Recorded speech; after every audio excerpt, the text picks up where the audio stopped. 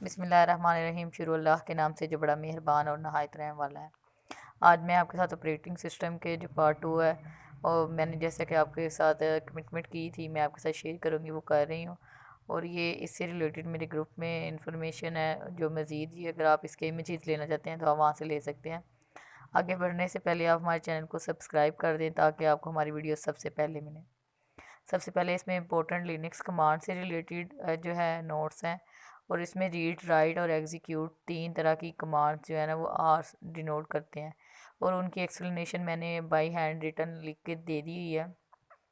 इसमें you for user है, जी for जो है ग्रुप है और ओ फॉर अदर्स। और रीड राइट और एग्जीक्यूट की कमांड तीन तरह की होती हैं। ये परमिशंस हैं। कंट्रोल इनका ऑक्टल इक्विवेलेंट जो है 4 2 और 1 है। ये आप देख लें। इसमें जो एग्जाम्पल नंबर 1 है change mode u g o equal to r note.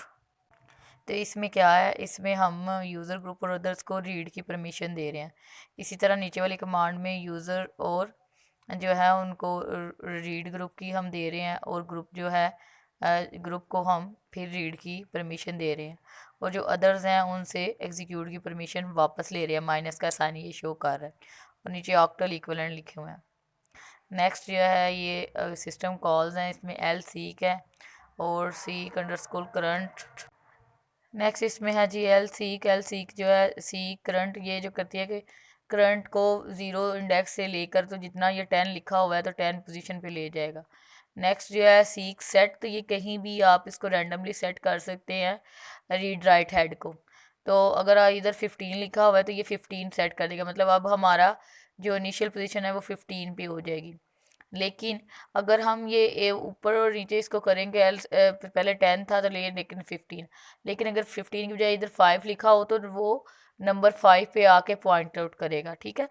अब फोर्क सिस्टम कॉल क्या होती है? फोर्क सिस्टम कॉल में हम क्या करते हैं, एक चाइल्ड बनता है which is clone of process, जो प्रोसेस का क्लोन होता है। अब हमें जो क्वेश्चन आते हैं उसमें लिखा होता है कि आप हमें बताएं कि इसमें कितने चाइल्ड हैं या ये टोटल कितनी बार कोई भी जो है वो प्रिंट होगी जो भी स्टेटमेंट दी हो। जैसे अब इसमें हेलो है इस प्रोग्राम में तो ये कितनी बार प्रिंट होगा। तो 2 रेज़ टू पावर n आप सिंपल फार्मूला है, जितनी बार फॉर्क लिखा होगा 2 बार लिखा तो इसमें 2 पुट करेंगे तो 2 रेज़ टू 4 2 2 4। तो ये 4 नीचे आपको डायग्राम में भी शो हो रहा है कि 4 बार जो है वो हेलो प्रिंट होगा और अगर चाइल्ड पूछे तो वो 4 - 1 हो जाएगा। 3 चाइल्ड बने हैं। ठीक है। नेक्स्ट आप ये इसमें मज़ीद जो है इससे ज़्यादा आपसे नहीं पूछेगा। फोर्क सिस्टम कॉल जो है इसमें प्रोसेस की बस क्लोन बनता है, चाइल्ड बनते हैं और जितनी बार फोर्क होगा आपने उतनी बार ऐसे ही उसे मल्टीप्लाई कर लेना 2 रेज़ टू पावर n से। और अगर चाइल्ड का वो पूछें तो 2n - 1 भी जितनी बार भी फोर कॉल लगी होगी वो n के पुट करें और -1 कर दें तो वो उतनी आपके चाइल्ड हैं। ठीक है। नेक्स्ट इसमें आ जाता है user mode with kernel mode. User mode कौन सा होता है? जिसमें एपीआई है, एप्लीकेशन प्रोटोकॉल इंटरफेस है और दूसरा जो है कर्नल मोड है। यूज़र मोड क्या होता है कि जब एप्लीकेशन को इस्तेमाल कर रहे हैं, और कर्नल मोड वो है जब ओएस जो है वो सारे ड्राइवर्स जो हैं वो कहाँ आते हैं, कर्नल मोड में। सीपीयू जो है वो यूज़र मोड और कर्नल मोड के बीच में स्विच करता रहता है। वह जैसे कि आप पैसे निकलवाने जाएँ बैंक से तो ये इसकी एक मिसाल है कि बैंक से पैसे निकलवाने गए तो आप खुद यूज़र है पैसे निकलवाने वाले तो आप क्या है, यूज़र मोड में। लेकिन वहाँ पे जो बैठा हुआ क्लर्क है वो आपका कर्नल मोड है। ठीक है। अब ये difference between process and thread. Process क्या होता है कि सिस्टम कॉल इन्वॉल्व होती हैं लेकिन थ्रेड में सिस्टम कॉल नहीं होता। ऑपरेटिंग सिस्टम जो होता है वो डिफरेंट प्रोसेस को डिफरेंट तरीके से हैंडल करता है, लेकिन operating system all thread is as a single task for operating system. ठीक है। नेक्स्ट इसमें डिफरेंस है थ्रेड का। Thread always share code and data. Threads में कोड और डाटा शेयर होता है जबकि प्रोसेस ये पीछे लिखा भी हुआ है। नेक्स्ट है manage by user level library, और ये मैनेज बाय होता है ऑपरेटिंग सिस्टम से। टिपिकली फास्ट होता है यूज़र लेवल वाला और कर्नल लेवल वाला स्लो होता है। और इन दोनों की ये मैंने प्रोसेस जो है वो हमेशा फास्ट होता है कर्नल लेवल थ्रेड से। ठीक है। और कर्नल लेवल थ्रेड जो है हमेशा उससे स्लो होता है यूज़र लेवल थ्रेड से। सबसे ज़्यादा फास्ट क्या है? User level thread. ठीक है। कॉन्टेक्स्ट स्विचिंग किस में ज़्यादा होती है? वो सबसे ज़्यादा प्रोसेस में होती है। अराइवल टाइम जो है वो time at which process enter to ready queue state, मतलब जब प्रोसेस रेडी क्यू स्टेट में आया तो उसे क्या बोलते हैं, अराइवल टाइम। मतलब जब आप बैंक में गए, इसकी मिसाल मैंने ऊपर उर्दू में इसकी मिसाल मैंने ऊपर साथ साथ उर्दू में लिखा हुआ है कि मतलब जो इंग्लिश में है उसको एक्सप्लेन करने के लिए उर्दू में बीच बीच में लिखा है। मतलब अब बैंक में जब पैसे निकलवाने गए तो जिस टाइम आप बैंक में पहुंचे वो आपका अराइवल टाइम है। बस टाइम क्या होगा कि जब आपने क्लर्क को, मतलब क्लर्क क्या है, आपका सीपीयू है, उसके आपके मुताबिक जो टाइम लगेगा वो 15 मिनट है, वो है आपका बस टाइम। लेकिन कंपटीशन टाइम क्या होगा कि जितने टाइम में आप वहाँ से निकलेंगे वो सिर्फ टाइम बताइए, आपको टाइम बताएंगे तो वो टाइम है कंपटीशन टाइम, वो टाइम है। इसमें आपने मिनट नहीं बताना, वो टाइम है, वो पॉइंट है कि जब आपने कंप्लीट किया। अब टर्न अराउंड टाइम क्या है, टर्न अराउंड टाइम है कंपटीशन टाइम, मतलब जिस टाइम पे आप ने कंपटीशन कंप्लीट की, और अराइवल टाइम उसका डिफरेंस, मतलब आपने 12 बजे से ले 12 बजे आपने ख़त्म किया, 11 बजे आप आए थे, तो 1 घंटा आपने स्पेंड किया, वो क्या है, टर्न अराउंड टाइम। अब वेटिंग टाइम कि जितना टाइम आपने वेट किया, जितना टाइम आपने वेट किया। अब वेटिंग टाइम जो है उसमें क्या होता है कि टर्न अराउंड टाइम माइनस बस टाइम, तो जितना 60 - 14 मतलब 45 मिनट्स आपके एक्स्ट्रा लगे वही आपका वेटिंग टाइम है। रिस्पॉन्स टाइम बहुत इंपॉर्टेंट है। रिस्पॉन्स टाइम क्या होता है, इसमें कन्फ्यूजन हो जाती है लोगों को। जिस टाइम सीपीयू पहली बार किसी प्रोसेस को मिला उस टाइम को कहते हैं रिस्पॉन्स टाइम। तो ये जो है बहुत इंपॉर्टेंट है, इसमें थोड़ी क्लैरिटी की आपको ज़रूरत है।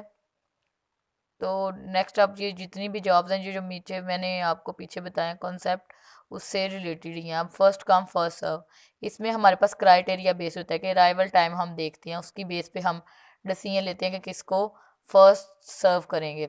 और मोड कौन सा है, ये वाला नॉन प्रिएम्प्टिव। नॉन प्रिएम्प्टिव का क्या मतलब है कि एक बार जिसको भी अलॉट हो गया सीपीयू, वो उसको कंप्लीट करेगा और फिर किसी और को मिलेगा।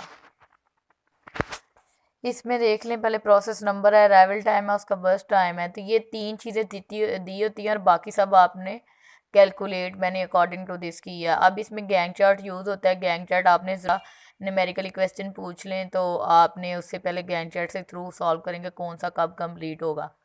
तो ये ऐसे के लिए आपको ये इसका कंसेप्ट करने के लिए आप 3 4 जो है एग्जांपल्स खुद से बना के उसे सॉल्व करके देख लें। और इसमें मैंने उर्दू में साथ कंप्लीट सबका बता दिया फर्स्ट कम फर्स्ट सर्व में।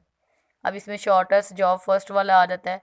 शॉर्टेस्ट जॉब फर्स्ट वाले में आपने जो सबसे पहले छोटी जॉब होगी उसे पहले सर्व करना है। अब इसमें आप देखें कि आपका स्टेप 1 क्या होगा, किसी भी जब कोई अराइव हो गया है तो मतलब अगर स्टार्ट हो गया काम तो आपने उसको सीपीयू अलॉट कर देना है। लेकिन आपने कब देखने का किसको कब मिलेगा, जब दो एक जैसे अराइवल टाइम हो जाएंगे या जो आपके क्राइटेरिया के, फिर आप क्राइटेरिया के उसको देंगे कि किसको पहले मिले। Shortest remaining time first, shortest time सबसे कम होगा उसे सबसे पहले सीपीयू जो है सर्व करेगा। इसका क्राइटेरिया क्या है, बस टाइम। ये 3 चीज़ें आपको लाजमी दी होती हैं, प्रोसेस, अराइवल टाइम और उनका बस टाइम। तो बस टाइम जो है वो आपने इस कब देखना है कि सबसे पहले तो जो आ गया प्रोसेस P1 आया उसको आपने 1 मतलब क्वांटम के लिए चलाया, और ऐसे ही फिर P2 आया आपने उसको चलाया। फिर आपने देखा कि जब 2 तक आने तक और कौन से कौन से प्रोसेस हैं जो कि आ चुके हैं। तो हमने देखा कि P2 पे कौन सा आया है, 2 पे 3 भी आ चुका है। और हमने पहले हमारे पास P1 भी है और P2 भी है और P3 भी है, तो हमने जिसका सबसे टाइम कम रह गया होगा उसको पहले सर्व करना है। अब राउंड रॉबिंग, ये बहुत ही इंपॉर्टेंट टॉपिक है। इसका क्राइटेरिया था कि टाइम को एंड टाइम सेंड कर दिया जाता है। और ये जो मैंने डायग्राम बनाई है कि राउंड रॉबिन कैसे पता चलेगा कि कोई भी जो है हमें जो दी गई है स्टेट डायग्राम उसमें राउंड रॉबिन वाली टेक्निक लगी। अगर तो रनिंग से एक एरो बैक जा रहे हैं आप रेडी की तरफ, तो आप समझ लें कि ये इसमें ये राउंड रॉबिन जो है एल्गो इसमें लगा हुआ है, ठीक है, क्योंकि ये क्वांटम के मुताबिक चलता है। और इसमें जिसका क्वांटम पूरा हो गया उस वो नेक्स्ट को देखेगा कि उस क्वांटम में जो आए हैं। और इसमें आप रेडी क्यूब भी साथ ही बना लेती हैं ताकि आपको मैनेज करना आसान हो जाए। कि रेडी क्यू आपने बना लेनी है, और रेडी क्यू के साथ साथ आपने जैसे अगर उसमें आ गए जब सारे आपके प्रोसेस, तो आप उनको बड़े आराम से रनिंग क्यू में बारी बारी उधर से नीचे ला सकते हैं। इसमें कॉन्टेस्ट स्विचिंग का भी है। कॉन्टेस्ट स्विचिंग क्या होती है कि जब एक का क्वांटम पूरा हो गया तो आपने उसको पीछे भेज दिया नेक्स्ट, कि चलो जी तुम ज़रा थोड़ी देर के लिए तुम जो है वापस रेडी में जाओ। और फिर तुम जब रेडी में जाना है तो उससे पहले आपने उसके सारे जो है डाटा वो सेव करना है। तो वो डाटा किस में सेव होता है? प्रोसेस कंट्रोल ब्लॉक में। ठीक है, क्योंकि जब नेक्स्ट हमने इसको सर्व करना है तो इसके जो पुराने हैं वही यूज़ करने, ये नहीं कि वो जो काम किया था वो सारा ज़ाया हो जाए। ठीक है, ये सारा मैंने इसमें लिखा हुआ भी हुआ है। नेक्स्ट है हमारे पास ये प्रायोरिटी शेड्यूलिंग, और इसकी जो क्राइटेरिया प्रायोरिटी है, और ये एक प्रेम्पटिव मोड है। प्रेम्पटिव मोड में होता है कि थोड़ी देर के लिए एक को सीपीयू मिलेगा, फिर उसको बीच में दूसरे को मिलेगा, फिर ऐसे ही चलता रहेगा। इसमें सबसे पहले आपने देखना है, सबसे पहले आपने करना है कि अराइवल टाइम के हिसाब से सीपीयू को मिलेगा। अगर एक वक्त में एक से ज़्यादा आ गए हैं तो तब आपने देखना है कि किसको पहले मिलेगा। वो क्यों होगा? क्राइटेरिया के मुताबिक, कि जो आप क्राइटेरिया हर एल्गो का अपना है, तो जिस क्राइटेरिया के हिसाब से आपने उसको अलाट करना है। जैसे अब मिसाल जो ऊपर मैंने दी हुई है उस मिसाल के मुताबिक 0 पे तो कोई नहीं था, तो 1 पे क्या हुआ? 1 पे हमारे पास जो है वो प्रोसेस 2 आ गया। तो 1 पे जो है वो हमारे पास प्रोसेस जो है वो P2 आया हुआ है, और जब 2 पे चक चला तो P3 भी आ गया था। तो हमने देखा कि 20 और 30 जो है वो दोनों आ चुके हैं। तो जिसकी प्रायोरिटी ज़्यादा होगी उसी को सीपीयू मिलेगा। Thanks for watching. बहुत शुक्रिया आपका, आप मेरी वीडियोस को देख रहे हैं और मुझे जो है अप्रिशिएट भी कर रहे हैं अपने कमेंट से, लाइक से। तो बहुत बहुत शुक्रिया आपका। Thanks for watching. Best of luck all of you.